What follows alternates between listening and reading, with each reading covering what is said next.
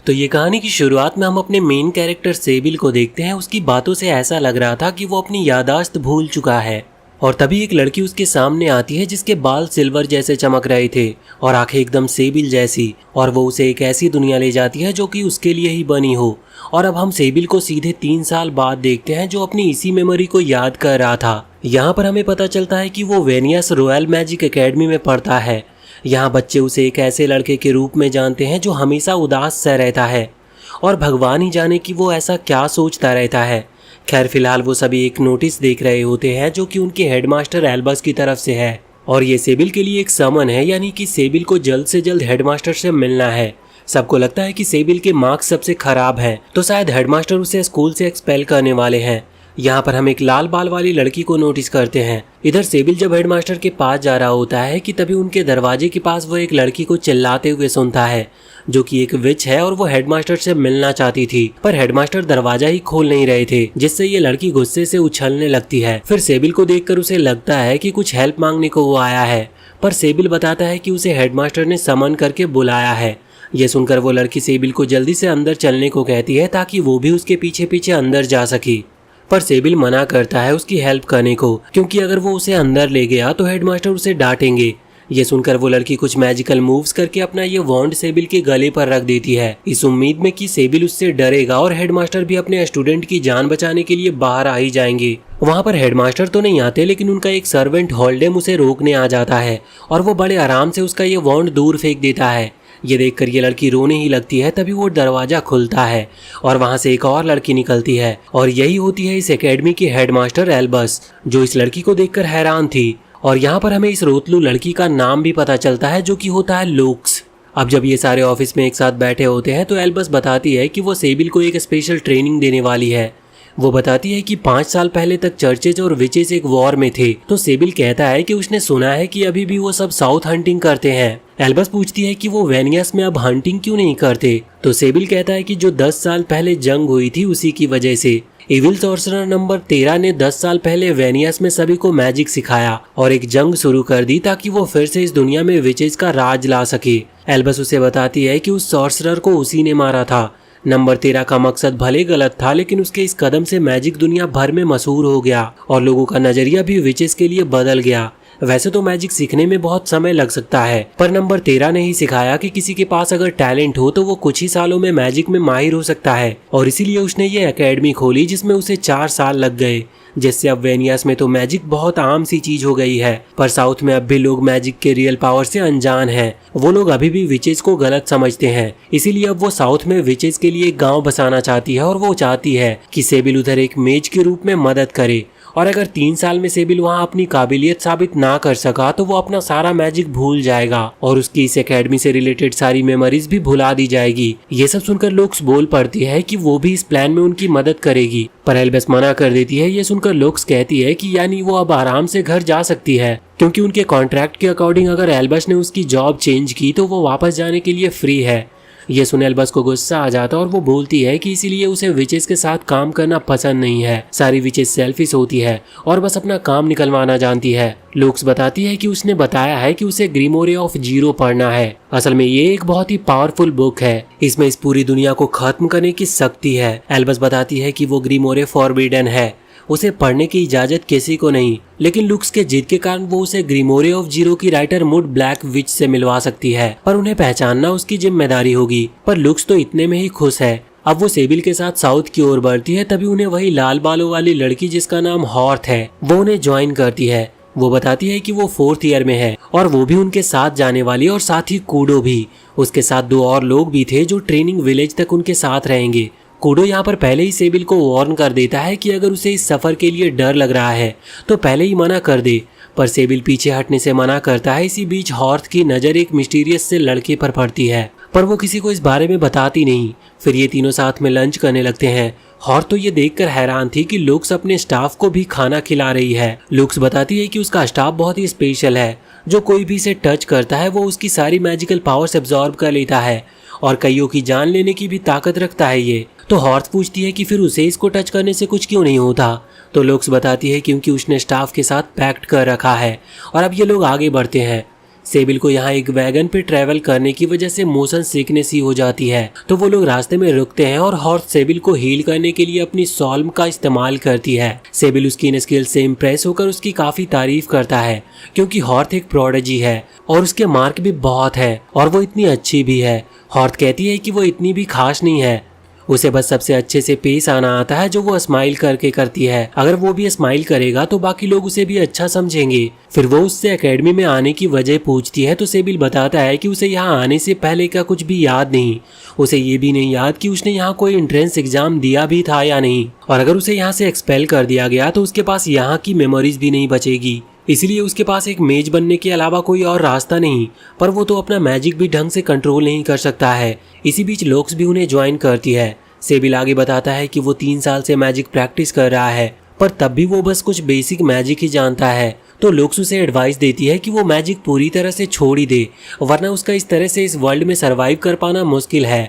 वैसे भी सब भूल कर एक नई लाइफ स्टार्ट करने का आइडिया भी ज्यादा बुरा नहीं है। वहीं हम उस मिस्टीरियस लड़के को किसी को ऑर्डर देते हुए देखते हैं कि वो कूडो के ग्रुप को खत्म कर दे। इनकी बातों से ऐसा लग रहा था कि ये नहीं चाहते कि विचेज और चर्च के बीच शांति आए। और अब अगले दिन इनका ग्रुप कूडो के ग्रुप के लोगों से मिलता है। वो दोनों बताते हैं कि कल उन पर कुछ गुंडों ने हमला कर दिया और कूडो तो अकेला ही मैप लेकर यहाँ से भाग गया। उनकी बातें सुन लॉक्स को उन पर शक हो जाता है कि कैसे कल रात उन पर हमला हुआ, लेकिन दोनों के शरीर पर कोई चोट का निशान तक नहीं और सारा सामान भी उनके पास सही सलामत है।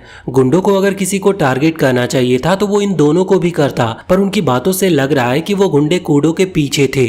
तो वो दोनों कहते हैं कि कूडो ने खुद ही कहा था कि वो उसके लिए बस मुसीबत है और इसीलिए वो अकेला चला गया। ये सुन लॉक्स समझ जाता है कि ये विच हंट का मामला है और कूडो को भी इसका एहसास हो गया होगा, तभी वो यहाँ से भाग गया ताकि बाकी दोनों की जान बचाया जा सके। सेबिल भी कहता है कि कूडो ने एक बार उसे बताया था कि उसके यहाँ आने का मकसद लोगों को बचाना है और उसने एक बार सेबिल को भी बुली होने से बचाया था। फिर ये सब कूडो को बचाने का कहते हैं। लॉक्स कहती है कि वो अकेले कूडो को बचा नहीं जाएगी, क्योंकि वो सब अभी बहुत कमजोर है और मुसीबत ही बनेंगे उनके ऊपर, और वो चली जाती है। पर हॉट और सेबिल भी मदद करना चाहते थे, इसीलिए वो भी उसके पीछे जाने का ठान लेते हैं। फिर हॉट लॉक्स की हैंकी की मदद से उसकी एग्जैक्ट लोकेशन ढूंढ लेती है अपने मैजिक का इस्तेमाल करते हुए, और तभी उन्हें कूडो की कटी हुई पूंछ दिखाई देती है, जिसे देखकर वो दोनों बहुत ही घबरा गए थे। और फिर वो वहाँ पर 3 पैरों के निशान देखते हैं, एक कूडो के, एक लोक्स के और एक उनके दुश्मन के। इससे ये दोनों समझ जाते हैं कि उनका दुश्मन जरूर बहुत खतरनाक है, तभी अकेले उसने लॉक्स और कूडो को हरा दिया। हॉट कहती है कि सेबिल वो चर्च के एक कॉम्बैक्ट यूनिट डिया इग्निस का मेंबर है, क्योंकि इस यूनिट की ट्रेनिंग ही विचेस को मारने के लिए की गई थी। पर सेबिल कहता है कि ये यूनिट तो बहुत साल पहले डिसबैंड हो गई थी, लेकिन हॉट बताती है कि भले ही यूनिट डिसबैंड हुआ हो, पर मेंबर्स तो अभी भी एग्जिस्ट करते हैं। वो कहती है कि वो बचपन में उनसे मिल चुकी है जब वो अपने दोस्तों से मिलने दूसरे विलेज गई थी और उन लोगों ने उस विलेज की सारी विचेस को मार डाला था। वो लोग हॉट को भी मारने वाले थे, पर उसने डर से झूठ बोल दिया कि वो उन्हें नहीं जानती। इसीलिए प्रेजेंट में भी वो सेबिल को वापस चलने को कहती है, क्योंकि वो भी उनका सामना करने के काबिल नहीं है। इसी बीच हम कूडो को देखते हैं जो कि एक ट्रैप में फंस गया था और उसकी आवाज इन दोनों को भी सुनाई देती है, जिस पर सेबिल कहता है कि उन्हें रुककर कूडो को बचाना चाहिए, और अगर अभी हॉट के दोस्त भी जिंदा होते तो वो डर कर भागते नहीं, अपनी पूरी जान लगाकर उन्हें बचाने की कोशिश करते। ये सुनकर हॉट भी मान जाती है। वहीं कूडो किसी तरह उस ट्रैप से भाग निकलता है, लेकिन फिर से वो यूनिट के मेंबर से मिल जाता है जिसका नाम टायरेंट है। कूडो कल की फाइट से समझ गया था कि वो अकेले इसका मुकाबला नहीं कर सकता, इसीलिए फिर वो वहां से भागने की कोशिश करता है, पर टायरेंट उसे अपने बड़े से हथौड़े के एक वार से ही घायल कर देता है। और अब वो उसे कैद करके चर्च ले जाने वाला था ताकि उस पर एक्सपेरिमेंट किया जा सके। एक्सपेरिमेंट्स और कैद होने की बात सुन के कूडो एकदम सहम जाता है, क्योंकि बचपन में भी वो एक बार कैद हो चुका है और वहां से बाहर निकलने के लिए उसने बहुत मेहनत करी है, और अब फिर से ये सब सहना उसके लिए मुमकिन नहीं है। वो अपने हाथों से एक पेड़ की जड़ पकड़ने की कोशिश करता है, पर टायरेंट उसके हाथों को हथौड़े से कुचल देता है। पर फिर कूडो अपने दांतों से जड़ को पकड़ लेता है, तो वो टायरेंट उसके फेस पर भी वार करने वाला था, लेकिन तभी वहां पर लोक्स आ जाती है और अपने स्टाफ से एक मॉन्स्टर लूडेन को निकालती है, और अब लोक्स उसके ऊपर अटैक करती है, साथ ही उसे वार्न करती है कि चुपचाप यहाँ से वो निकल जाए, वरना अंजाम बहुत बुरा होगा। टायरेंट समझ गया था कि उसका लौटना ही बेहतर है, पर तभी सेबिल और हॉट चिल्लाते हुए उधर पहुंच जाते हैं, और टायरेंट को मौका मिलता है तो वो तुरंत ही सेबिल को पकड़ लेता है। हॉट उसे देखकर बहुत डर जाती है, क्योंकि टायरेंट ने ही उसके दोस्तों को मारा था। टैरेंट लॉक्स को सेबिल के बदले में काफी स्टाफ देने को कहती है, जिसके लिए लॉक्स साफ साफ मना कर देती है, पर सेबिल को तड़पता देखकर वो अपने स्टाफ को छोड़ देती है और टैरेंट सेबिल को छोड़ हॉट को ऑर्डर करता है कि वो लॉक्स को बंदी बनाए और रिवील करता है कि हॉट एक स्पाई है जिसे चर्च ने मैजिक एकेडमी भेजा था। फिर हमें यहाँ पर हॉट की बैक स्टोरी बताई जाती है कि जब वो छोटी थी तब उसके सर पर छोटे से ये हॉर्न थे, जिसकी वजह से सभी उसे डीमन कहकर चिढ़ाते थे। इसीलिए चर्च ने उसके हॉर्न को काट दिए ताकि उसकी सोल क्लीन हो सके।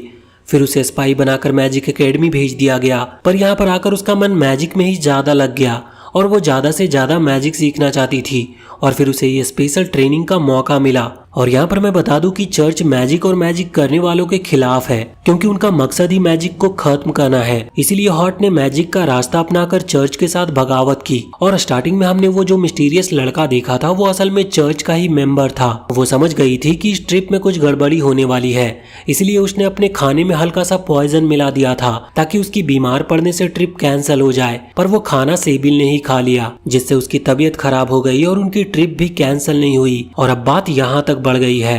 वो बहुत ज्यादा शर्मिंदा है अपनी इस बेईमानी की वजह से, पर सेबिल उसकी मजबूरी समझ रहा था। ये देखकर हॉट को भी हिम्मत मिलती है और अब वो सामना करने के लिए तैयार थी।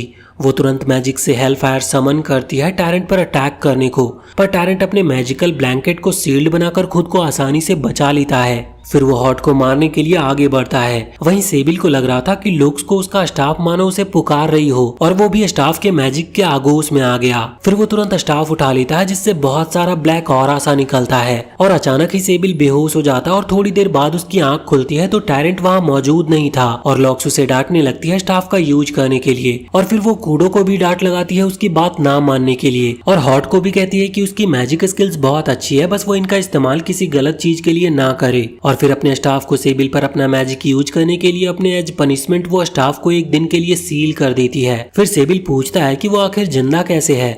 इस पर लॉक्स एक अजीब सी बात कहती है कि सेबिल के अंदर बहुत ज्यादा मैजिक है, इतना कि उसका स्टाफ लूडेंस भी एब्जॉर्ब नहीं कर पाया और यही रीजन है कि सेबिल अभी तक अपने मैजिक को कंट्रोल नहीं कर पाया है। खैर अब रात को सेबिल और हॉट साथ बैठे होते हैं। यहाँ पर हॉट अपने हॉर्न को दिखाते हुए बताती है कि पहले उसे लगा करता था कि वो कोई बीस्ट फॉलेन है। बीस्ट फॉलेन यानी ऐसे वॉरियर जिनमें बीस्ट स्पिरिट्स होती है और समय के साथ ह्यूमन और बीस्ट की स्पिरिट्स एकदम मिक्स हो गई, जो एकदम नॉर्मल ह्यूमन की तरह दिखने लगी। और लॉक्स ने जस्ट उसे बताया कि वो भी ऐसे ही एक बीस्ट फॉलेन है और उसे जानकर अच्छा लगा कि सेबिल ने उस पर एक बार भी कभी शक नहीं किया। और अब अगले दिन उन दोनों लड़कों को भी बंदी बना लिया जाता है जो कूडो के साथ थे, क्योंकि वही दोनों उनकी खबर चर्च तक पहुंचा रहे थे। अब ये सारे साथ में लंच कर रहे थे। लुक्स कूडो को कहती है कि उसे हीलिंग मैजिक से अपने हाथ सही कर लेने चाहिए, तो कूडो कहता है कि ये इतना भी आसान नहीं। तो लुक्स उसे 4 मैजिकल बुक्स के बारे में बताती है, books of hunting, book of harvesting, book of arresting और बुक ऑफ प्रोटेक्शन, जिसमें हीलिंग मैजिक के बारे में बताया गया है। पर कूडो कहता है कि इससे उसका मैजिक जल्दी खत्म हो जाएगा, तो लुक्स उसे सेबिल का इस्तेमाल करने को कहती है, क्योंकि सेबिल के पास तो अनलिमिटेड मैजिक है। और अब ये तीनों साथ में मैजिक स्टार्ट करते हैं और कुछ ही पलों में कूडो के हाथ रीजनरेट कर जाते हैं, जिसके बाद ये चारों फिर से अपना सफर कंटिन्यू करते हैं और वो एक टाउन में पहुंच जाते हैं, जहां पर पहुंचते ही उनका स्वागत कीचड़ से होता है, जिसकी वजह से ये सब बात लेने जाते हैं। सेबिल यहाँ कूडो से उसका मैजिक सीखने की वजह पूछता है, तो वो बताता है कि उसे मैजिक इंस्ट्रक्शन आर्मी ज्वाइन करना है, जिन्हें पहले चर्च नाइट कहा जाता था, जिनका काम अपनी जान की बाजी लगाकर चर्च और उसके लोगों को बचाना होता है। साथ ही चर्च की तरह वो भी बीस्ट फॉलेन से नफरत किया करती, लेकिन जब चर्च और मैजिक एकेडमी के बीच में शांति स्थापित हुई तो उन्हें मैजिक इंस्ट्रक्शन आर्मी बना दिया गया और उनमें एक स्पेशल यूनिट बनाई गई, बीस्ट फॉलेन यूनिट, जो बहुत ज्यादा स्ट्रॉन्ग होंगे। और इस यूनिट को ज्वाइन करने के लिए कूडो को एक मेज बनना होगा। तो सेबिल पूछता है कि उसे ये यूनिट क्यों ज्वाइन करनी है, तो कूडो बताता है क्योंकि उसे ड्रैगन किंग ऑफ रियून की तरह बनना है। 6 साल पहले जब डिजास्टर ऑफ नॉर्थ हुआ तब वो एक कैदी था जिसे जबरदस्ती सर्कस में परफॉर्म करना पड़ता और उसी दौरान एक पागल सी विच का सर फिरा और उसने दुनिया खत्म करने का फैसला कर लिया। एक ही झटके में उसने पूरा नॉर्थ तबाह कर दिया और उस समय चर्च नाइट यानी यही यूनिट ने इस तबाही का सामना किया जिसे डेमन किंग लीड कर रहा था और उसी ने कूडो को उस जेल से आजाद कराया। अब इनका सफर फिर से जारी होता है, जहाँ पर लॉक्स उन्हें कई चीजें सिखाती है, जैसे हंट करना, आग जलाना, मस्ती करना। लॉक्स तो उनके लिए किसी मदर फिगर की तरह हो गई थी। देन वो अपनी स्टोरी बताती है कि कैसे वो इतनी पावरफुल है और बिना किसी के मारे वो कभी मरेगी नहीं, यानी चाहे वो खाना ना खाए, नींद ना ले, पानी ना पिए, तब भी वो जिंदा रहेगी और वो पिछले 300 साल से जीती आ रही है। जिससे उसके लिए हर चीज बोरिंग और यूजलेस हो गई है। इसीलिए वो बस अपनी लाइफ में किसी भी तरह फन ढूंढती है, और अब ये फन चाहे कितना भी डेंजरस क्यों ना हो। इवन नॉर्थ के डिजास्टर को भी देख उसे कुछ भी एक्साइटिंग नहीं लगा था। तो सेबिल कहता है कि इन सब के बावजूद वो बहुत काइंड है। इससे लॉक्स ब्लश करने लगती है कि तभी एक बच्चा उनकी तरफ आता है और उन्हें किसी से छुपने को कहता है अपनी जान बचाने के लिए। फिर ये सारे एक पेड़ की जड़ में छुप जाते हैं और वो बच्चा कुछ मैजिक का इस्तेमाल करके बैरियर बना देता है इनकी सुरक्षा के लिए, जो उसे विलेज की विचेस ने सिखाया था। और तभी वो बीस्ट सामने आता है जिससे ये बच्चा बच रहा था, और फिर लॉक्स उस बीस्ट से फाइट करने को आती है। पर बीस्ट पीछे हट जाता है क्योंकि वो जानता है कि लॉक्स को हराना उसके बस की नहीं, पर उसके सीनियर के बस की जरूर है। तो अब वो इसी की खबर देने को चला जाता है, और जाते जाते वो उसे अपने स्टूडेंट्स यानी हॉट, सेबिल, कूडो को प्रोटेक्ट करने की सलाह दे जाता है। इसके बाद हम उसी बच्चे को देखते हैं जो एक प्रीस्ट के पास जाता है, और यहाँ पर बच्चे का नाम लायोस पता चलता है, और वो अपने साथ इन तीनों को भी लाया था। लियोस बताता है कि इन लोगों ने उसकी जान बचाई है, पर प्रीस्ट ने उन्हें यहाँ से लौट जाने की सलाह देता है, और बताता है कि जिस बीस्ट फॉलन से उसका सामना हुआ था, जो बस 2 साल पहले ही यहाँ पर आई है, और उसके इन अत्याचारों से कोई गाँव वालों को बचा नहीं पाया। वो ये सब सुनकर सेबिल को लगता है कि कहीं हेडमास्टर उन्हें बस एकेडमी से निकालने के लिए तो ये सब नहीं कर रही थी, क्योंकि उनमें से 3 तो स्पाई निकले, और सेबिल खुद अब तक फेल होता आ रहा है। पर कूडो उसे रोकते हुए बोलता है कि क्यों ना वो मैजिक इंस्ट्रक्शन आर्मी को बुलाए उस विच से फाइट करने के लिए। पर प्रिस्ट बताता है कि वो विच इन सब आर्मी से ज्यादा ताकतवर है। इसी बीच लॉक्स वहाँ पर आती है और वो प्रिस्ट पर शक कर रही थी कि कहीं वो भी उस विच से मिला तो नहीं हुआ है, और ये कंफर्म करने के लिए वो उसे सबको गाँव घुमाने को कहती है ताकि वो लोगों का रिएक्शन देख सके प्रिस्ट को देखने पर। अब इस बीच लियोस बताने लगता है कि वो इस गांव का इकलौता बच्चा है जो यहाँ पैदा हुआ, और उसके जन्म पर विच ने उस पर कुछ जादू किया और बोला कि इस जादू से सभी लोग उससे प्यार करेंगे। इसलिए इस गांव में सभी लियोस को काफी ज्यादा ही पसंद करते हैं, और जिस बैरियर में वो लोग छिपे थे वो भी उस पुरानी विच ने ही बनाया था। और फिर लियोस और उसके डैड उन्हें कुछ लोगों की लाशें दिखाते हैं जिन्होंने यहाँ से भागने की कोशिश करी, लेकिन विच ने उन्हें पकड़कर खत्म कर दिया। अब लियोस के जाने के बाद लॉक्स ऐलान करती है कि उन्हें इस नई विच को मारना होगा, और साथ ही हेडमास्टर एल्बस को, क्योंकि उसने सबको यहाँ से धोखे से भेज दिया, जबकि यहाँ कोई स्पेशल ट्रेनिंग नहीं हो रही। पर तीनों ही इसके खिलाफ थे। सेबिल कहता है कि उन्हें अकेले ही उस विच का सामना करना पड़ेगा, पर कूडो इसके खिलाफ था। उससे लड़ने जाना मतलब ऐसा होगा कि खुदकुशी करना। तो सेबिल कहता है कि अगर वो जिंदा रहते तो भी क्या ही कर लेंगे, कम से कम वो लोग कोशिश तो कर सकते हैं। ये सब सुन हॉट रोने लगती है क्योंकि वो सेबिल को यूं मरते हुए नहीं देख सकती थी, और वो वहाँ से चली जाती है। पीछे से कूडो और लॉक सेबिल को समझाते हैं कि हॉट उसे अपना अच्छा दोस्त मानती है और वो उसे अकेले मौत के मुंह में जाते हुए नहीं देख सकती, इसलिए वो रो रही थी। तब जाकर सेबिल हॉट से माफी मांगने को भागता है, जो कि चर्च में प्रे करने गई थी। उसे वहाँ पर एक छोटी सी बच्ची लिली दिखती है जिसका काम साफ सफाई करना था। वहाँ पर हॉट उससे प्रिस्ट के बारे में पूछती है, और इससे पहले कि वो कुछ बताती, प्रिस्ट खुद ही वहाँ पर प्रकट हो जाता है, जिससे वो लिली वहाँ से चली जाती है। और अब प्रिस्ट अपने असली रंग दिखाता है। वो सच में चर्च और विच से मिला हुआ था, जो हॉट उसके स्टाफ और उस पर बने सिंबल से पहचान लेती है, और इतने में प्रिस्ट उसे जकड़ लेता है। वहीं पर सेबिल अपने साथियों के साथ हॉट को ढूंढने में लगा था, और बढ़ते बढ़ते उन्हें खून दिखाई पड़, और लॉक्स को यहाँ पर हॉट के साथ किसी और की भी प्रेजेंस का एहसास होता है। कूडो कहता है कि जरूर ये कोई ट्रैप है उन्हें मारने का, पर लॉक्स को तो विच को खत्म करना था। इसीलिए वो कूडो को छोटी सी मोटिवेशनल स्पीच देती है कि या तो वो यहाँ से भागकर कायर कहलाएगा या तो लड़कर एक वीर योद्धा। और कूडो सही रास्ता अपनाता है, भागकर वो बाहर निकलता है कि उसे वही कुत्ते की शकल वाला बीस्ट फॉलन मिल जाता है, जो उसे अपने साथ काम करने का ऑफर देता है। कूडो उसे हॉट के बारे में पूछता है तो बताता है कि उसने हॉट को खा लिया है। ये सुनकर कूडो साफ इनकार कर देता है, साथ ही उसे बहुत ज्यादा गुस्सा भी आता है, और अब वो गुस्से में अपनी पावर अनलॉक करने लगता है। उधर बातों बातों में लॉक्स बोल पड़ती है कि सेबिल को हर एक विच पाना चाहेगी, क्योंकि उसके पास अनलिमिटेड मैजिक पावर जो है। और ये सुनकर उसे कुछ फ्लैशबैक से सीन आते हैं, पर कुछ ही देर में वो नॉर्मल हो जाता है। तो लॉक्स उसे अपना जान दांव पर लगाकर हॉट को बचाने की वजह पूछती है, तो वह कहता है क्योंकि हॉट उसकी दोस्त है, और हॉट की जगह अगर लॉक्स भी होती तो वो भी उसे बचाने के लिए ये सब करता।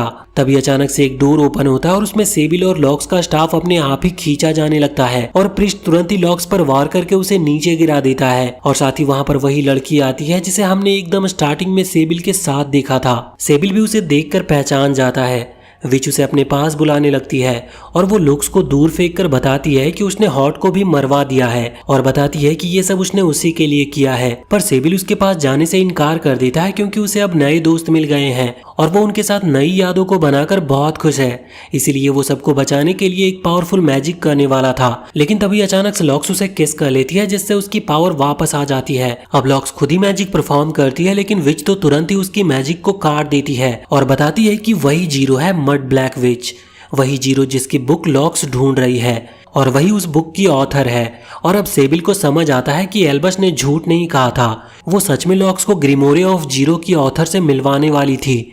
जिसके बाद जीरो सब नॉर्मल कर देती है और लॉक्स तो उसे देखकर खुशी से रोने लगी थी और बताती है कि ये सब एक टेस्ट था जिसमें वो पास हो गया है। और तभी हॉट भी उन्हें ज्वाइन करने आ जाती है और वो भी बताती है कि जब से वो लोग इस गांव में आए हैं उनका टेस्ट चल रहा था। प्रिस्ट ने भी उसे फिर से चर्च से हाथ मिलाने को कहा था, पर उसने साफ साफ इनकार कर दिया, जिससे वो टेस्ट पास कर गई। और यहाँ सेबिल ने भी जीरो की बातों में ना आकर टेस्ट को पास कर लिया है। और लॉक्स बताती है कि उसे भी पहले से ही शक हो गया था। कूडो भी वहां पर आता और उसने भी टेस्ट को पास कर लिया था। जीरो उनसे माफी मांगती है उन्हें इतनी तकलीफ देने के लिए। वहीं एल्बस को भी तीनों का टेस्ट पास करने की जानकारी मिल जाती है, जिससे वो खुश थी और साथ ही उसे टैरेंट को भी सबक सिखाना था ताकि वो कभी दोबारा एल्बस के स्टूडेंट्स को नुकसान पहुंचाने का सोचे भी नहीं। वहीं उन सबका टेस्ट पास करने की खुशी में सब पार्टी करते हैं। जीरो उन तीनों की तारीफ करती है कि वो तीनों अभी ना सही पर आगे चलकर बहुत ज्यादा ताकतवर बनेंगे, इतना कि पूरी दुनिया को खत्म कर सकते हैं। जैसे हॉट एल्बस से ज्यादा ताकतवर बनेगी, कुछ ही सेकंड्स में वो हजारों सैनिकों को मार सकेगी। कूडो हीलिंग मैजिक में इतना माहिर हो जाएगा कि लोग उसे अमर ही समझेंगे और सेबिल तो दुनिया का सबसे ताकतवर और लंबा जीने वाला मेज बनेगा, क्योंकि उसकी शक्तियां असीम है। और ये सब करने के लिए उनकी ये स्पेशल ट्रेनिंग स्टार्ट होगी, जिसमें उन्हें अपने अपने स्टोर्स मैनेज करने होंगे, जिससे वो लोगों की मदद करके अपने मैजिक स्किल को बेहतर बनाएंगे। खैर अब ये सभी खाना शुरू करते हैं। इसी दौरान उन्हें पता चलता है कि प्रीस्ट सच में पहले चर्च से मिला हुआ था पर अब नहीं है, और साथ ही वो अपनी दोनों आंखों से देख सकता है, लेकिन उसकी आंखें लाइट सेंसिटिव है, इसीलिए वो अपना आई मास्क सिर्फ रात को हटाता है। फिर सेबिल यहाँ पर जीरो से पूछता है कि ये वही है ना जिसने उसे एकेडमी लाया था, तो जीरो कहती है कि उसे सही समय आने पर सब याद आ जाएगा। अब ये सारे घर जा रहे होते हैं कि तभी उनसे मिलने ड्रैगन किंग रियून आ जाते हैं, जो उन तीनों के एकेडमी की तरफ से एक लेटर देते हैं जिसमें लिखा था कि अब से उनके मैजिक की सारी पाबंदियां हटा दी गई है, जिससे अब वो अपने मैजिक का इस्तेमाल अपने अपने मुताबिक कर सकते हैं। इवन उन्हें किसी जंग में लड़ने पर भी कोई रोक टोक नहीं करेगा। कूडो तो रियून को देखकर ही बहुत खुश हो गया था। आखिर वो उसका आइडल जो है। वो रियून से पूछता है कि उसके मेज बनने के बाद तो उसकी आर्मी ज्वाइन कर सकता है, तो रियून बताता है कि ये सब डिसाइड करना उसकी जिम्मेदारी नहीं है, लेकिन वो उसके जैसे एक माहिर मेज को अपने आर्मी में पाकर खुश जरूर होगा। ये सुनकर कूडो खुशी से ग्लो करने लगता है। फिर जब लॉक्स को रियून के आने की खबर मिलती है तो वो बहुत नाराज होती है, क्योंकि उसे भी ड्रैगन देखना था। क्या पता जब तक रियून दोबारा आए वो यहाँ से जा चुकी हो, लेकिन फिलहाल तो जब तक वो जीरो की लिखी सारी बुक्स नहीं पढ़ ली थी तब तक वो यहाँ रहेगी, यानी कम से कम 3 साल तो पक्का उसका यहाँ पर रहना है, जिससे उसके तीनों स्टूडेंट उसे गले लगा लेते हैं। फिर सबके जाने के बाद लॉक्स जीरो से अकेले में पूछती है कि उसने अपनी कुछ पावर्स को खो दी है और इसका संबंध कहीं ना कहीं सेबिल से भी है। तो जीरो बताती है कि हाँ, सेबिल एक स्पेशल ट्रेट के साथ पैदा हुआ था, अपनी असीम ताकतों के साथ, और एक विच ने इसी का फायदा उठाने के लिए उस पर कई अत्याचार किए। सेबिल की माँ को उसके ही सामने मार दिया गया और फिर वो विच खुद भी मारी गई, क्योंकि वो सेबिल की ताकतों को कंट्रोल नहीं कर पाई। और इतना कुछ एक छोटी उम्र में देखने के बाद सेबिल ने अनजाने में खुद अपनी सारी मेमोरीज को सील कर ली, जिससे उसे लगता है कि उसने अपनी मेमोरीज को भुला दिया है। और फिर जीरो ने उसे एकेडमी भेज दिया ताकि वो अपनी नई जिंदगी शुरू कर सके। लेकिन फिर उन्हें एहसास हो गया कि सेबिल की पावर कभी भी वापस आ सकती है, जो बहुत बड़ा खतरा भी बन सकती है, क्योंकि वो अपनी पावर को कंट्रोल नहीं कर पा रहा। इसीलिए उन्होंने उसे यहाँ पर भेजकर एकेडमी से निकालने की कोशिश करी, पर वो इस टेस्ट में पास हो गया। लॉक्स ये सुनकर उस पर गुस्सा करती है कि आखिर सेबिल की जिंदगी के इतने बड़े फैसले लेने का हक उसे किसने दिया।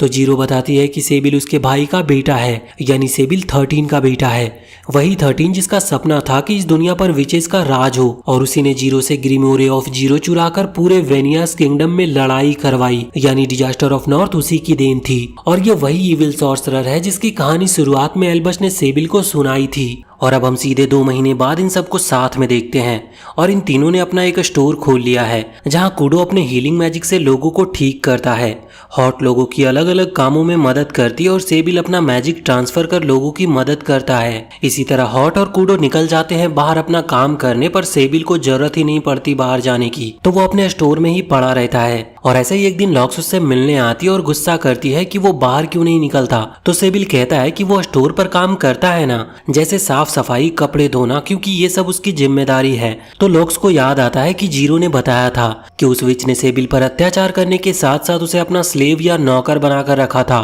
और इसी ट्रॉमा की वजह से सेबिल अपनी यादाश्त भुला देने के बावजूद भी यही सब काम करता है। फिर लॉक्स उसे गले लगाती है और फिर से अपने लिए टी लीव्स लाने के लिए भेज देती है ताकि वो थोड़ा तो किसी बहाने बाहर निकले। और सेबिल को फिर रास्ते में लियोस मिल जाता है और लियोस उसे टी लीव्स लेने जंगल में काफ़ी अंदर ले आता है, पर अब उसे बाहर जाने का रास्ता नहीं मालूम था। तभी उन्हें एक छोटा सा चूहा मिलता है तो लियोस बताता है कि ये लिली है जो उन्हें बाहर का रास्ता दिखाने लाई है, और भागते भागते वो बाहर निकल आते हैं जहाँ लियोस की मॉम उसे घर ले जाती है और सेबिल को प्रीस्ट अपने साथ चर्च। जिसके बाद वो लिली को ह्यूमन फॉर्म में देखकर हैरान होता है, यानी वो भी एक बीस्ट फॉलन है जो उन दोनों के लिए अच्छा सा खाना प्रिपेयर करती है। प्रीस्ट बताते हैं कि वो जंगल काफी खतरनाक है, इसलिए बच्चों को वहां से दूर रखा जाता है, और वो भी सेबिल को स्टोर से बाहर निकलकर पढ़ाई और मैजिक सीखने की सलाह देता है और बताता है कि ये टी लीव्स जीरो के घर के पास मिलता है, और वहां जाते हुए उसे हॉट मिल जाती है जिसके कपड़ों पर खून लगा था, जो बताती है कि पास के गांव में एक क्रिएचर लोगों को परेशान कर रहा है, जिसका पता लगाने ही वो वहां पर गई थी, जहां उनके ऊपर कुछ भेड़ियों ने हमला कर दिया। जिससे बचने के लिए वो अपना मैजिक यूज करने लगी, पर वो गलती से बीस्ट फॉलन को लग गया, इसीलिए वो लिली को बुलाने आई है ताकि वो कुछ दिन तक बीस्ट फॉलन का काम संभाले। ये सब बोलते हुए उसकी आंखों से आंसू आने लगते हैं क्योंकि इन सब में उसी की गलती थी। लिली हॉट को अपने साथ ले जाती है, फिर लॉक्स सेबिल को अपने साथ ले जाती है ताकि वो जीरो को मैजिक ट्रांसफर कर सके, जिससे वो बीस्ट फॉलन को हील कर पाए, जिसके लिए उन दोनों को किस करनी पड़ती है। और अब बीस्ट फॉलन तुरंत ठीक भी हो जाता है और बताता है कि उसने हॉट पर गुस्सा किया क्योंकि वो मैजिक परफॉर्म करने में बहुत टाइम ले रही थी, और ऐसे सिचुएशन किसी की जान भी ले सकती है, लेकिन इस वजह से वो हॉट को एक्सपेल नहीं करेंगे। ये जानकर सेबिल वहां से चला जाता है। पीछे लॉक्स जीरो को बताती है कि इतने से टाइम में सेबिल और बाकी दोनों के बीच काफी अंतर आ गया है, क्योंकि हॉट और कूडो तो रोज अपने प्रैक्टिस करते हैं पर सेबिल नहीं। इस पर जीरो बोलती है कि अगर बाकी दोनों जल्दीबाजी कर रहे हैं तो हम सेबिल को उनकी बराबरी करने को फोर्स भी नहीं कर सकते, और वो तो अभी मैजिक सीखना भी नहीं चाहता।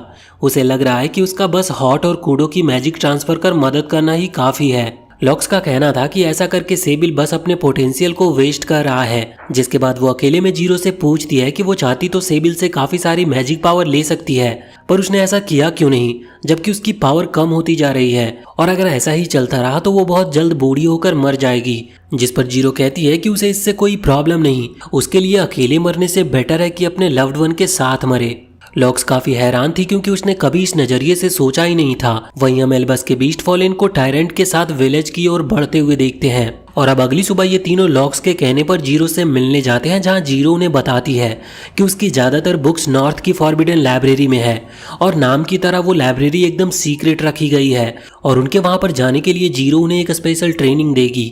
सबसे पहले हॉट की बारी होती है, लेकिन इसी बीच जीरो को चक्कर सा आ जाता है क्योंकि उसने थोड़ा ज्यादा ही मैजिक यूज कर लिया था। तो सेबिल उसका हाथ पकड़कर मैजिक ट्रांसफर करने की कोशिश करता है, पर मैजिक फ्लो ही नहीं हो रहा था। जीरो मना करती है, ये बताते हुए कि उसे मैजिक की नहीं खाने की जरूरत है, पर तभी वो पूरी तरह से बेहोश हो जाती है, जिससे सेबिल उसे गोद में उठा लेती है, और वहाँ सेबिल में एक बार को उसके पिता 13 की झलक दिखाई पड़ती है।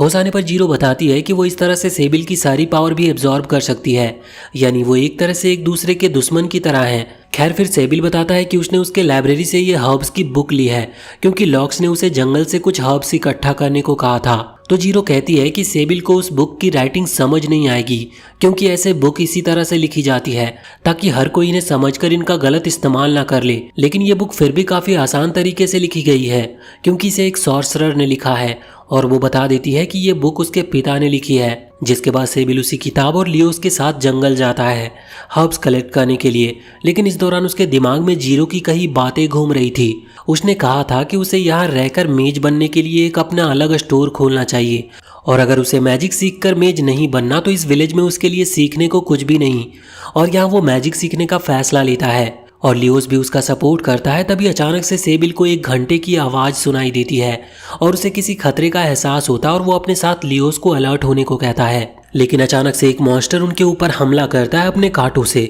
सेबिल को तो हल्की सी चोट आई थी, पर लियोस का काफी खून बहने लगा था। सेबिल हीलिंग मैजिक करने की कोशिश करता है पर कर नहीं पाता, इसीलिए वो लियोस को गोद में उठाकर गांव की ओर भागता है, लेकिन तब तक वो दम तोड़ देता है और अब सेबिल को बहुत रिग्रेट होता है कि उसने काश एक सिंपल सा मैजिक भी सीख लिया होता तो वो आज लियोस को बचा पाता। तभी उसे लॉक्स की आवाज़ सुनाई देती है जो उससे बताती है कि लियोस अभी मरा नहीं है, बस वो जल्दी बाहर निकल जीरो के पास पहुंचे। बाहर निकलते ही लॉक्स और जीरो तुरंत मिलकर लियोस को हील करती है, जिसके बाद वो ठीक हो जाता है। ये सभी एक कमरे में बैठकर परेशान हो रहे थे और उधर लियोस गांव के लोगों को बता रहा था कि कैसे उसने एक मॉन्स्टर का मुकाबला किया। उधर लॉक्स बताती है कि वो मॉन्स्टर रेमेंट ऑफ डिजास्टर था जो नॉर्थ के डिजास्टर के दौरान ही बना था और आज तक इंसानों को अपना शिकार बनाता आया है, लेकिन मैजिक आर्मी ने उन्हें रोकने के लिए एक बैरियर बनाया था। इसीलिए उनका यहाँ साउथ के जंगलों में अचानक से दिखना किसी खतरे के संकट है, यानी किसी ने जानबूझकर इस मॉन्स्टर को आजाद किया है, जिसका पता लगाने को डॉग बीस्ट फॉलन जाता है। लेकिन पहले ही एल्बस का होल्डेम बीस्ट फॉलन वहां पर पहुंच गया था। होल्डेम बताता है कि कुछ लोग उस रेमेंट मॉन्स्टर को पकड़कर बेच रहे हैं, जो जरूर चर्च का ही काम होगा। अब इसी का पता लगाने के लिए प्रीस्ट डॉग और लिली जाने वाले थे और पीछे से वो होल्डेम को गांव की सुरक्षा की जिम्मेदारी देते हैं। तभी जीरो भी उनके साथ ही जाने को आ जाती है। इनके जाते ही हम टायरेंट को देखते हैं, जिसके बाद होल्डेम अनाउंस करता है कि अब से वो गाँव की सुरक्षा की जिम्मेदारी संभालेगा। अब स्टूडेंट्स के जाने के बाद लॉक्स उसके आने की असल वजह पूछती है। वो बताता है कि एल्बस ने उसे इंस्पेक्शन के लिए भेजा है, तो वो लॉक्स से पूछती है कि वो रेमेंट मास्टर को खत्म कर सकती है ना। इनकी बातों से पता चलता है कि होल्डेम की मास्टर पहले सोरेना थी, जो कि लॉक्स की काफी अच्छी दोस्त हुआ करती थी और उनकी जान इन्हीं सभी को बचाते हुए चली गई और उसी की विश थी कि इस विलेज की जिम्मेदारी बाद में लॉक्स को दी जाए। इसके बाद होल्डेम बताता है कि उसे ग्रीमोरे ऑफ जीरो पढ़ने की इजाजत दे दी गई है ताकि वो पूरी ताकत लगाकर इस गांव को बचाए, जो सोरेना का सपना था। जिसके बाद लॉक्स तीनों के पास पहुंचती है, जहां सेबिल बताता है कि अब वो भी मैजिक सीखना चाहता है ताकि अपने लोगों को बचा पाए। वहीं पे हम देखते हैं कि होल्डेम एक पत्थर को तोड़ता है जिससे टैरेंट कैद से आजाद हो गया था। यहाँ पर कूडो और हॉट उसे मैजिक सिखाने का कहते हैं। तभी होल्डेम उन्हें उसका कमरा दिखाने को कहता है। इसी बीच लियोस के डैड सेबिल को बुलाकर अब से लियोस से मिलने से मना करते हैं। सेबिल भी उनकी चिंता समझ रहा था और कहता है कि अगर वो लियोस को प्रोटेक्ट करने के काबिल बन गया तब तो वो उसके साथ फिर खेल सकता है ना। इस पर वो बिना कुछ कहे ही चले जाते हैं और अचानक से टैरेंट सेबिल के पीछे आ जाता है और अगले पल उसकी आंखें खुलती है तो वो उसे कोई कैद करके कहीं ले जा रहा था और उसे याद आता है कि उसकी मॉम ने उसे किसी भी ऐसे विच से दूर रहने को कहा था जिसकी आंखें सेबिल के जैसी हो, यानी जीरो से। और इसके बाद ही वो विच उसकी माँ को मार देती है और फिर वो सेबिल का दिल निकालने की कोशिश करती है, पर सेबिल की पावर उस पर भारी पड़ जाती है और वो खुद ही मारी जाती है। अब प्रेजेंट में टैरेंट सेबिल को किडनैप करके कहीं ले जा रहा था।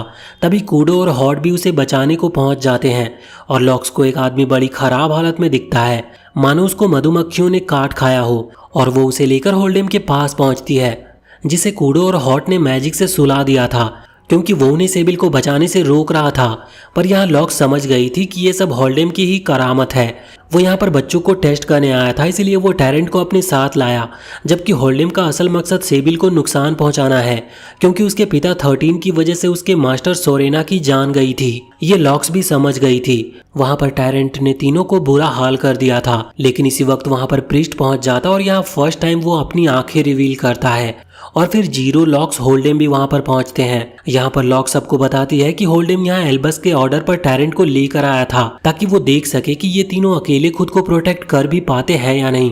पर होल्डेम का मेन टारगेट स्टार्टिंग से सेबिल था, जिससे सभी होल्डेम को डांट लगाते हैं। पर इस इंसिडेंट से उन्हें इतना तो समझ आ गया था कि ये सभी कितने कमजोर हैं और इस तरह से वो ढंग से इस विलेज को भी प्रोटेक्ट नहीं कर पाएंगे। इस पर होल्डेम सलाह देता है कि क्यों ना वो टैरेंट को भी अपने टीम में शामिल कर ले, जिससे वो भी उनके साथ विलेज को प्रोटेक्ट करेगा। इस बात पर हॉट तैयार नहीं थी, जिस पर जीरो उसे समझाती है कि नफरत करके वो कभी दुनिया में शांति नहीं ला सकेंगे, और तब जाकर हॉट मानती है, लेकिन फिर भी वो उसके ऊपर नजर रखेगी। इसके बाद होल्डेम वापस चला जाता है। वहीं लॉक्स सेबिल के पास जा रही थी कि बाहर से वो उसे हॉट से बात करते सुन लेती है कि उसे अपनी कुछ मेमोरीज याद आ गई है, पर उसे ये समझ नहीं आ रहा था कि वो मेमोरीज सही भी थी या नहीं। वो हॉट को बताता है कि लॉक्स ने बताया था कि वो उसे पसंद करती है, जिससे हॉट ब्लश करते हुए मना करने लगती है। तो सेबिल पूछता है कि लोग जब प्यार में होते हैं तो कैसी चीजें करते हैं, तो हॉट बताती है कि वो पर्सन उन्हें बहुत स्पेशल लगने लगता है। तो सेबिल कहता है कि पर वो हॉट को स्पेशल नहीं समझता, इसका मतलब वो उससे प्यार नहीं करता है। इस पर हॉट उसे उदास होने से मना करती है। वो खुश है कि कम से कम सेबिल उसे क्लियरली बात तो कर रहा है। फिर पूछती है कि जब वो खतरे में होता है तो उसे सबसे पहले कौन याद आता है, जिसका जवाब सेबिल देता है कि उसे लॉक्स की याद आती है, मतलब वो लॉक्स को पसंद करता है। ये सुन हॉट को थोड़ा बुरा जरूर लगता है, पर वो कुछ जताती नहीं और उससे वादा लेती है कि वो उससे हमेशा अपने दिल की बात करेगा।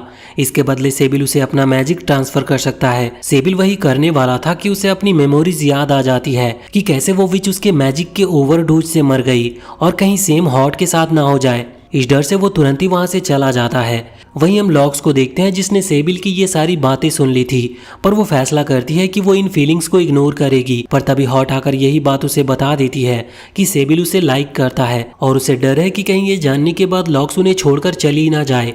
पर लॉक्स मना करती है क्योंकि वो अपने स्टूडेंट्स को और बेहतर होता हुआ देखना चाहती है। तभी उन्हें किसी के चिल्लाने की आवाज आती है और वही सेबिल जीरो के पास अपने सवालों का जवाब लेने पहुंचता है। जीरो को भी इस बात की खुशी थी कि सेबिल अब अपने पास्ट का सामना करने को तैयार है। फिर वो पूछता है कि उसकी माँ ने उसे सेम आंखों वाली विच से दूर रहने को क्यों कहा, तो जीरो बताती है कि ये आंखें उसके भाई और उसके पिता से उसे मिली है और जीरो का भाई 13 ही सेबिल का पिता है। 13 जीरो को सेफ रखने और अपने मकसद को पूरा करने के लिए कुछ भी कर सकता था, इसीलिए उसने सोचा कि उसके और सेबिल की मॉम के ब्लड से एक ऐसे बच्चे का जन्म होगा जिसके पास असीम ताकत यानी कि अनलिमिटेड पावर्स होंगी। और जैसे ही सेबिल की मॉम को इसका अंदाजा हुआ वो 13 से दूर भाग गई। जीरो इन सब के लिए सेबिल से माफी मांगती है क्योंकि 13 ने ये सब जीरो के लिए किया, पर सेबिल का कहना था कि भले ही ये सब जीरो के लिए किया गया पर इसमें जीरो की गलती नहीं। वैसे भी अगर जीरो नहीं होती तो सेबिल भी एग्जिस्ट नहीं करता। फिर सेबिल जीरो से अपने पिता के बारे में बताने को कहता है।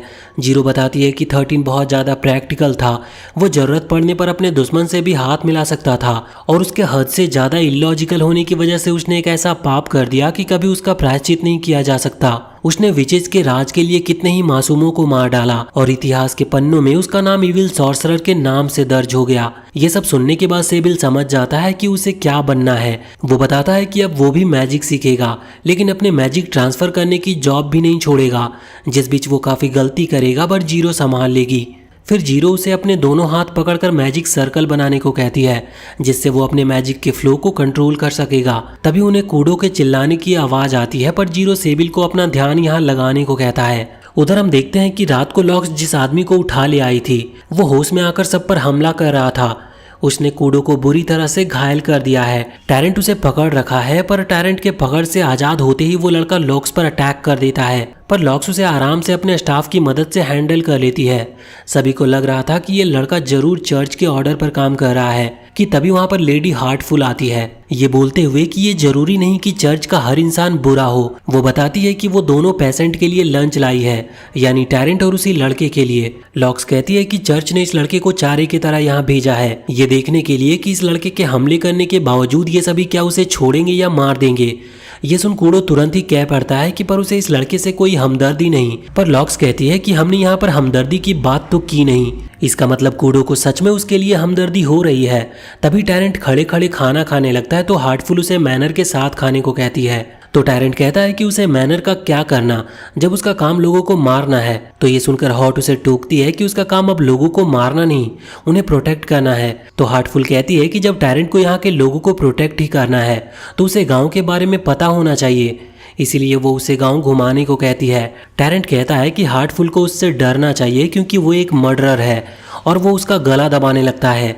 लॉक्स उसे रोकने लगती है तो हार्टफुल कहती है कि टैरेंट बस ये चेक कर रहा था कि हार्टफुल उसे देखकर डरती है या नहीं, पर अब उसे हार्टफुल के साथ जाना ही पड़ता है। फिर वहां पर डॉग आता है जो इस लड़के के होश में आने पर उससे पूछताछ करना चाहता है, चाहे इसके लिए उसे टॉर्चर ही क्यों ना करना पड़े। पर कूडो और हॉट तुरंत उसे किसी को भी टॉर्चर करने से मना करते हैं। तो डॉग कहता है कि फिर से इस लड़के की जिम्मेदारी प्रीस्ट की होगी।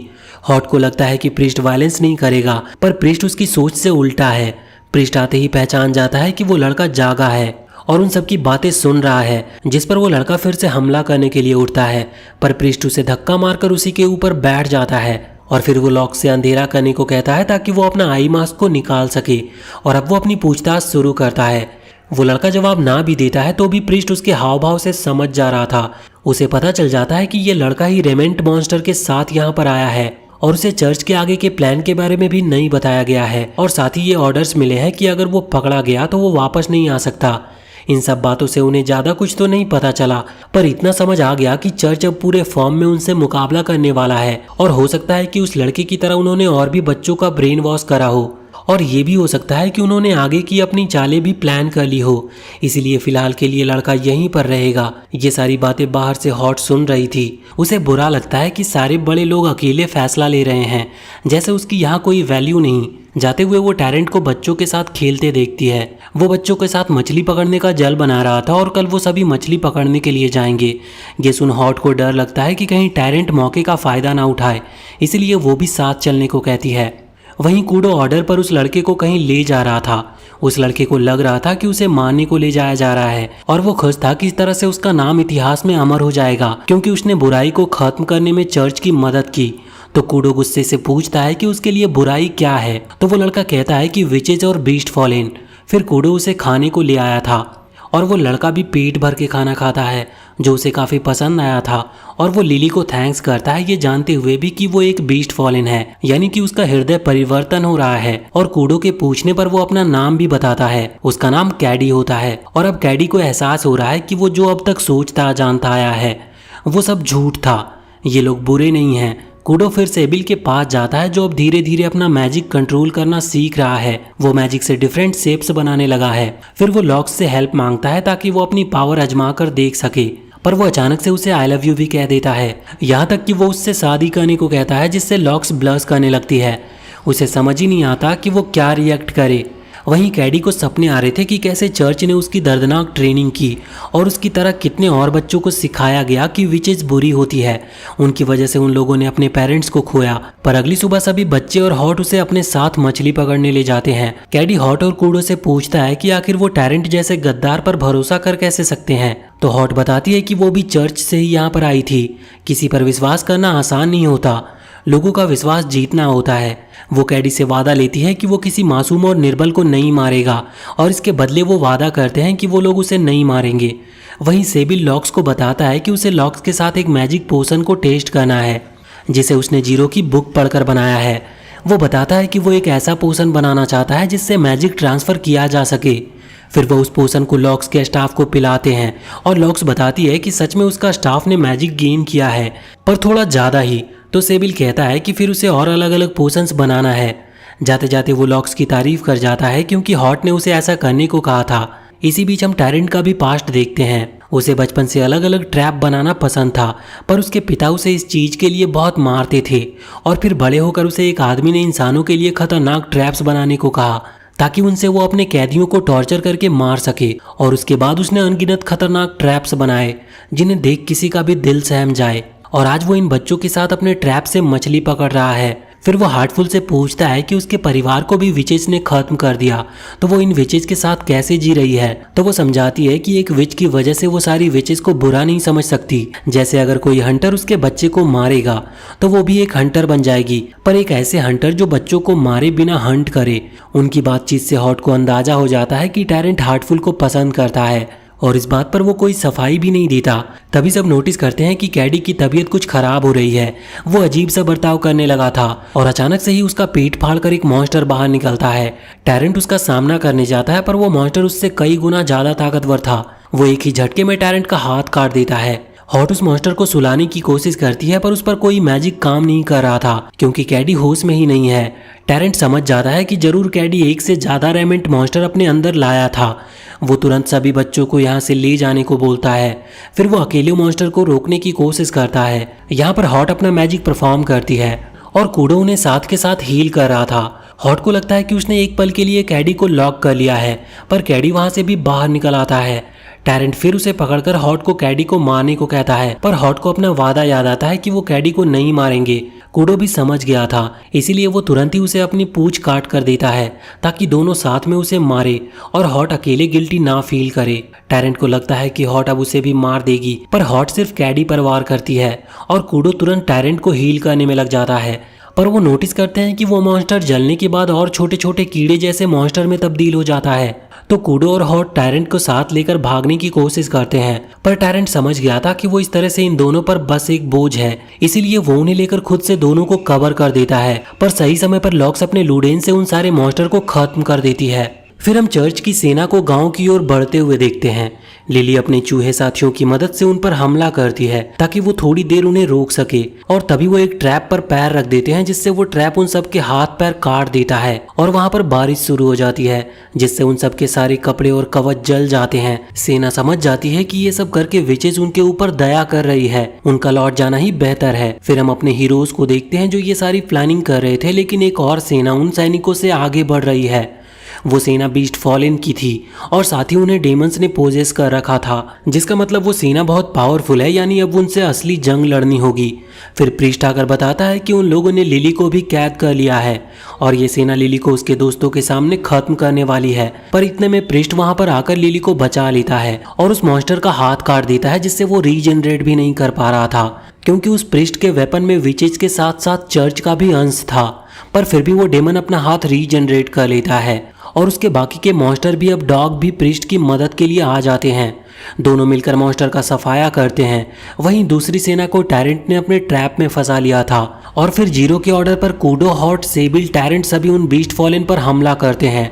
टैरेंट यहाँ सेबिल के मैजिक पोशन का इस्तेमाल करता है और फिर सेबिल अपने कुछ न्यू मैजिकल मूव्स दिखाता है। इससे वो बड़ी आसानी से बीस्ट फॉलन को मार पा रहा था। यहाँ पर हॉट भी अपने न्यू मूव्स दिखाती है, तभी वो बड़ा मॉन्स्टर और डॉग भी वहाँ पर लड़ते लड़ते पहुँच जाते हैं और अब जीरो मैदान में उतरती है और वो एक फॉरबिडन मैजिक का यूज करती है जिससे जमीन से कई सारी जॉम्बीज निकलकर उस मॉन्स्टर को जकड़ लेते हैं और धीरे धीरे वो जॉम्बीज उस मॉन्स्टर को खा जाते हैं, जिससे ये लड़ाई यहीं पर खत्म हो जाती है और बचे खुचे सैनिक भी अपनी जान बचाकर निकल लेते हैं। फिर हम नॉर्थ में एल्बस को देखते हैं जिसने एक बड़ी पार्टी ऑर्गेनाइज करी थी जिसमें चर्च के भी कई बड़े लोग भी शामिल थे।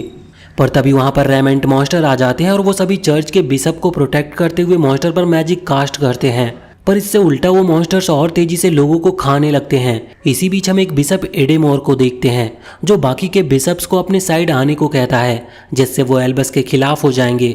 एल्बस उसे इसके लिए कन्फ्रंट करती है तो वो बताता है कि उसे कभी भी विचेस पर भरोसा नहीं था, इसीलिए उसने ये तलिस्मान पहले ही अपनी सुरक्षा के लिए तैयार किया था। पर एल्बस उनसे पूछती है कि आखिर उन्हें इन मॉन्स्टर का पता कैसे चला और आखिर उसने ये तलिस्मान कैसे बनाया, जिसका जवाब एडेमोर नहीं दे पाता और अब उसके साथी बिशप भी उसके खिलाफ हो गए थे।